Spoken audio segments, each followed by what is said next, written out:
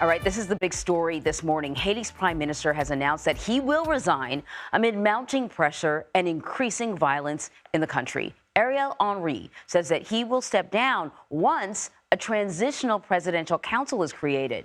He has been stranded in Puerto Rico since armed gangs unleashed a wave of deadly violence in Haiti's capital, Port-au-Prince. Yesterday, Secretary of State Antony Blinken held an urgent meeting in Jamaica with regional leaders to discuss ways to curb the ongoing violence.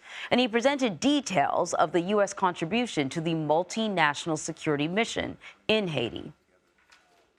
I'm announcing today that the United States Department of Defense is doubling its approved support for the mission from $100 million to $200 million.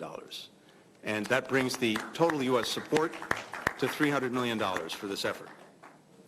I'm also announcing additional humanitarian assistance for the people of Haiti, $33 million to further support their health and food security. So joining me now with more on this is CBS News senior foreign correspondent Holly Williams. Holly, good morning. I guess obviously the big question is, we know that this council needs to be created. Is this move going to be enough to stem the violence happening in Haiti and perhaps stabilize the country? Well, you're right. That's the big question, Anne-Marie. I mean, even in Haiti, a country with chronic instability, the current situation is extreme. Armed gangs now reportedly control more than 80% of Port-au-Prince, the capital. They've attacked the main airport.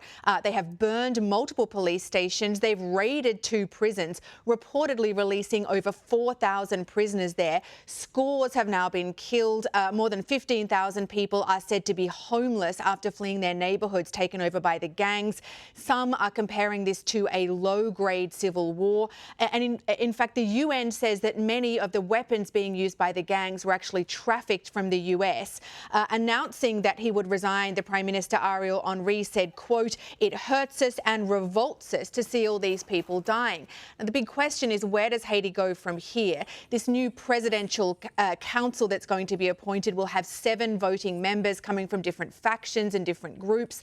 They will then appoint an interim prime minister and eventually there'll be elections. But before you can even talk about a political transition in Haiti, you have to talk about security, because at the moment there isn't any. Now, there is a plan for this multinational security force. The US, as you heard from Secretary Blinken, has now committed $300 million to that. The US has also committed tens of millions of dollars to humanitarian aid, because the United Nations says that right now more than half of Haiti doesn't have enough to eat and more than 1 million people are starving. Anne-Marie. All right, Holly, thank you very much.